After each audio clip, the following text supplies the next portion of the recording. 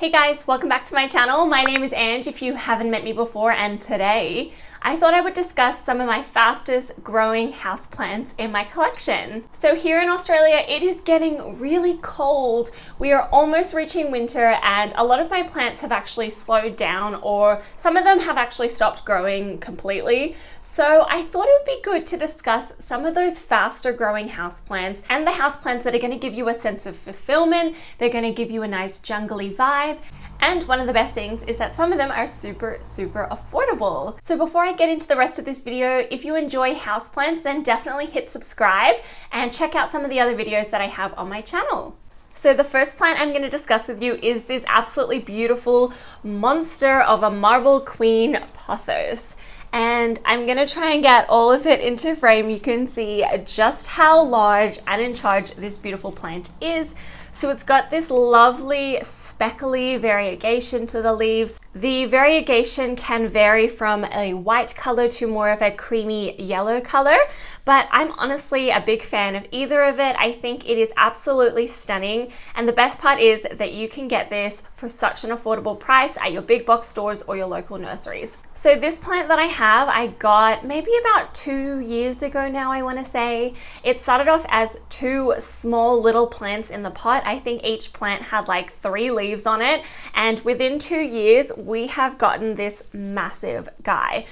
So to create this really bushy effect that I've got going on, I have chopped and propped a lot of times. When I'm propagating this one, I find the easiest and quickest way is just in water. Pothos in general are so easy to propagate, and I've actually never had one fail on me. So once those propagations do have roots, I literally just poke a hole in the top, pop it in, and treat it just like normal.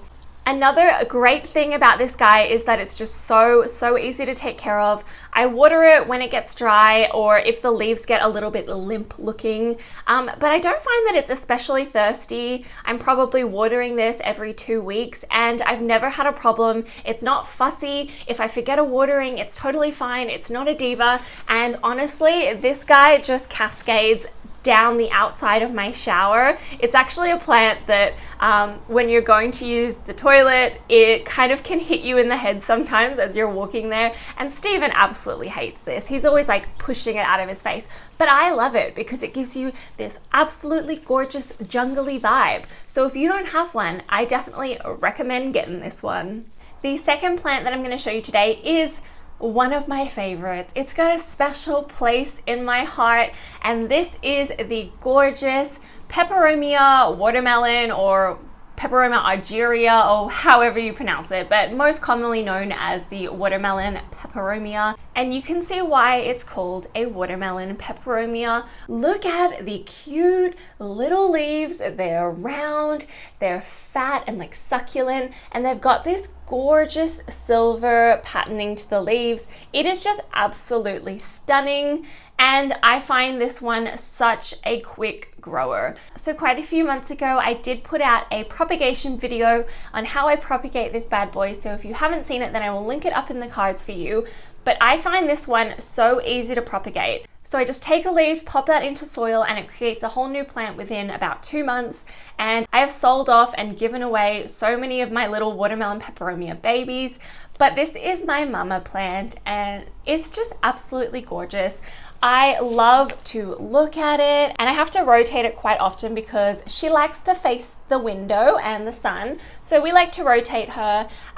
But anytime I knock a leaf off, I just fully propagate that. It's not really a big deal. But some of these leaves have just gotten so dang big, and I just, oh my gosh, look at that one. I would say Peperomias in general can be a little bit more tricky to like completely get the care of. They can be prone to overwatering. So I do find that I like to err on the drier side than the more moist side. Their roots are also really fine. So if you are repotting them, you don't want to play or like tease out the roots at all, because that can really put a toll on the plant. When I have repotted some of my other peperomias, I did make that mistake of teasing out the roots and trying to get all that old soil off, and unfortunately they died. So do be careful with this one, and as I said, water it when it's like completely dry. Another good tip with this bad boy is if you feel the leaves, when it gets thirsty, it gets quite soft and flippy and flimsy,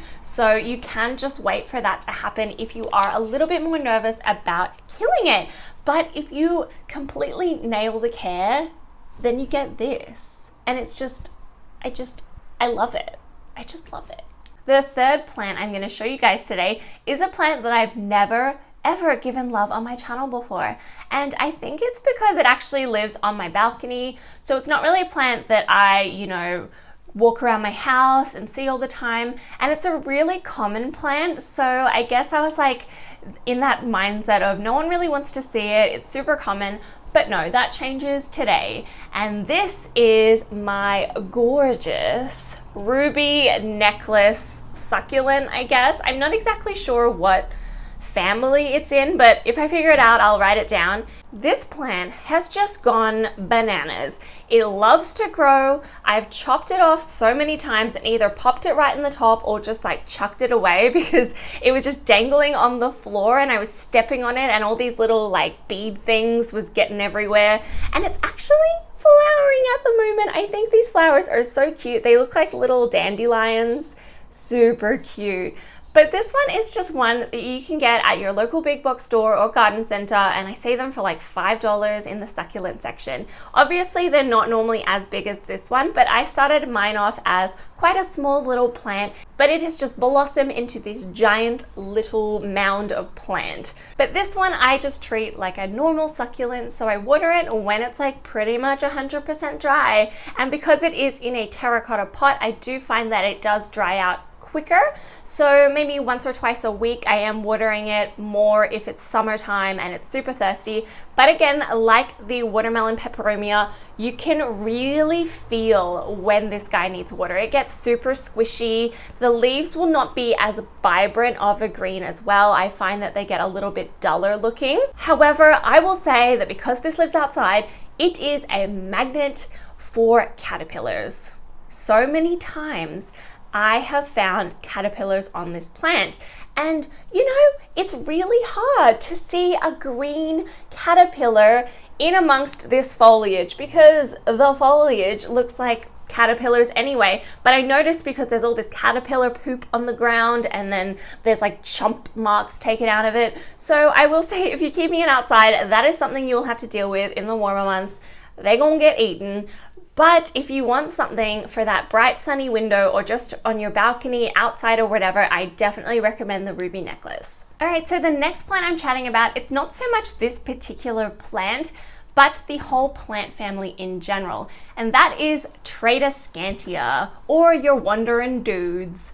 So this guy is another plant that I don't give much love because again, it lives outside on my balcony, but I find Tradescantia in general just grow like a weed. And I think that is because it is technically a weed, and in Australia they tell you not to put Tradescantia in your backyard, like make sure you keep them into pots because they can easily invade things. So blessing and a curse, you get a plant that grows really, really fast, but sometimes it's a little bit hard to manage. So this one here is my Tradescantia. I cannot remember the name of this one. I'm gonna have to try and look it up. But it has this absolutely gorgeous white and green, like lined variegation on the leaves. And obviously it is a trailing plant. So the back of it has nothing on it. I just keep it on a shelf outside on my balcony with this as the front. And that is the way I like to roll. But I think it'd be really pretty in like a really bright window hanging from a macrame, and you'll just get that jungly like feeling straight away from this plant. So this one again is a plant that is just constantly putting out leaves. However, I will say a downside with Tradescantia is that it can ditch its top leaves really, really quickly. Like what I mean by that is they go brown and they die off. So some of my other Tradescantias end up looking quite bald on the top, but really, really full and luscious on the ends. When that does happen, I tend to just chop them off, pop them back into a pot and just start fresh because they take to propagation so easily. You do not need to even pop it into water first. Just soil is totally fine. But I do have a few other Tradescantias in my collection, like I think it's called the Zebrina, the Fluminensis tricolor, and one of these ones that is super hairy and has feels like little lamb or something. It's super cute, but I find Tradescantia in general just a really easy, fast growing plant. However, these suckers are super, super thirsty. I am watering these all the time, and I kind of regret popping it in a terracotta pot because that's just exacerbating its thirstiness, and I'm always having to water it. So I think in general, popping them in a plastic pot will save you a lot of trouble because you're not going to have to water them all the time. But I absolutely love this one. It is so gorgeous. And another thing is they're always really affordable. You don't ever have to pay too much for a Tradescantia, and you get lots of plant to love. This next plant is definitely not going to be a surprise to a lot of you. It is the absolutely stunning classic Scindapsus pictus. And this one, I believe, is the Exotica version of the Scindapsus pictus. And I will again try and get it all into frame. So this is what she looks like. And just like my Marble Queen Pothos, I love to chop and prop this one. So again, I started off this guy as like a 3-leaf plant that I got from Bunnings about 2 years ago as well. And we got this beautiful amount of foliage. Pretty much I just chop off a section, pop it in water until it grows roots, pop it back into the top, and here we are today. I absolutely love how large these leaves look, and the variegation on them is just stunning. It is a very unique plant because it has that bluey grayish kind of hue to the leaves. So I do find that it pops quite nicely against all the green foliage that I do have. And this one lives pretty much next to the Marble Queen in my bathroom, so they share very similar care. This one is really heavy, so it's going to be giving me like an arm workout holding this up. But I have created lots of other little plants with this guy. I have a second one that lives on my IKEA unit in my living room, and it's just as happy. It doesn't get as much light as this one does, so I do find it grows a little bit slower, and the newer leaves are a little bit smaller. But it is a beautiful plant that can survive in your lower light spaces. You're just not going to get as much growth and as beautiful leaves than if it was in a more brighter light situation. However, I would say in Australia, the Scindapsus pictus is something that you don't see all the time. I know you guys in the US can walk into your big box stores all the time and see this guy. However, I only see this one at nurseries sporadically. So if you can get your hands on it, I would recommend it because it is absolutely stunning. On the plus side though is that when I do see it, it's really not that expensive. It's just something that's not around that much. I'm not sure why, so if you know, then let me know. But definitely one of my favorites in my collection. I will be keeping this one forever. It just brings me so much joy to see it grow.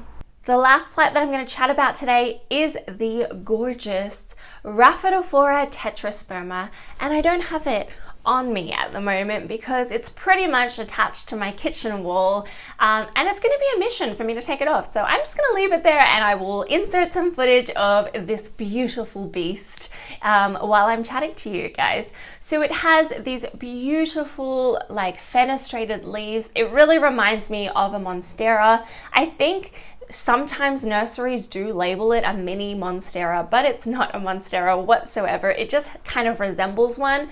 And this one I find is so dang quick. It grows so fast. This one I do find needs to kind of trail up something. I used to not have it on a moss pole before, and it was just kind of hunched over. So now I've got it on a moss pole, supported up with some like wall clips and things, so to keep it upright. But if you give this guy lots of bright, indirect light, water it when it's dry, it's going to give you so much growth. I do find when I had it in more of a lower light space, again, the leaves got a little bit smaller and it grew not as quickly. So definitely keep it in a bright, indirect space, and it is going to give you beautiful, beautiful leaves. Again, one that is super easy to chop and prop. So if you do like that look of more of a bushy plant, do that. Or if you like the look of one single striking vine, then that's fine too. I I remember when the Rhaphidophora was just coming in and it was super, super expensive, but now I'm finding it pretty much every time I go to Bunnings and they're like $15. So pick one up if you don't have one already, and it's gonna make your wall look just like a jungle. And isn't that what you want? That's what I want. I mean, am I crazy? Probably, but that's fine, right? Anyways, that is it for today's video. Thank you so much for watching. If you enjoyed it, then definitely don't forget to hit the thumbs up. And if you haven't already, then hit subscribe, and I will see you guys in my next video. All right, bye.